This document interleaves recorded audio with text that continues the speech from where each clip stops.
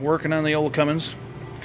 When you're trying to do this without a fancy camera on a one take and you hit the wrong button, you got to do it all over. Alright, so I was driving into work and can smell coolant and pulled into the gas station and I had something like this going on. Not quite that bad, but get the gist. Coolant water pump's bad, and it's the original. You could tell it's got the same paint on it that the block does. What's likely happening is when these leak two ways. Either this O-ring here on the bottom somehow fails, or the shaft seal goes bad. And if the shaft seal starts going bad, you'll start losing coolant here through this weep hole. That's how you know the water pump's bad, which is what I got.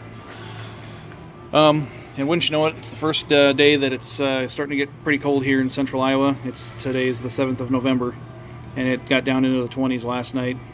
Yeah, I can see this water pump's got the same color paint that the block does, so it's most likely the original. And hey, you know what? If you got a water pump on a truck that lasts 300,000 miles, that's the original. Great. Pretty straightforward. You got to drain the coolant, obviously, and it's going to make a mess. You got to take the upper radiator hose away. Did have a comment, great job here at your upper rad hose. It's got a kink in it. You know what? It ain't fucking hurting my truck. You do, you want, I'll do. I mean, when I had to replace this, it's because the upper radiator hose line blew. And the only thing that the guy at the local parts store in the middle of nowhere, Iowa, had that was anywhere close was this one. And yeah, it's a hair too long, and eventually I'll buy the preformed one, but whatever. Anyways, take the radiator shroud off. And it was super easy for me because I cut it in half when I replaced the radiator, just so that if it was running and I wanted to look at my truck, I wouldn't, these metal fans are not good on fingers. The bolts you got are here, and there's another one down there. It's a 13 mil, which I actually was quite surprised. I thought for sure it'd be a standard, but bada boom, 13 mil, and 13 mil. A half-inch extension and ratchet. And the only other tool I needed was a breaker bar to help pry over the tensioner.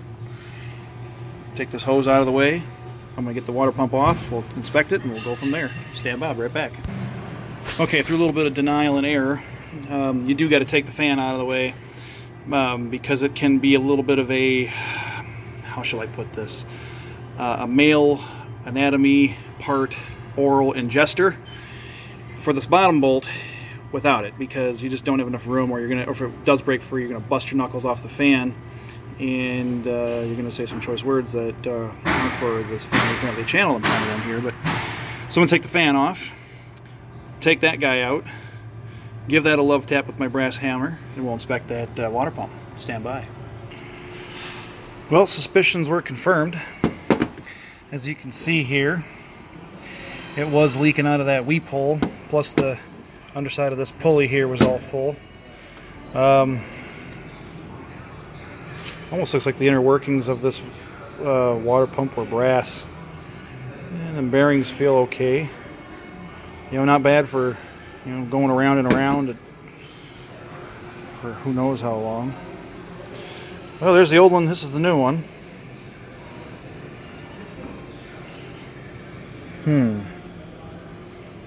Make sure I get that old O-ring out of there.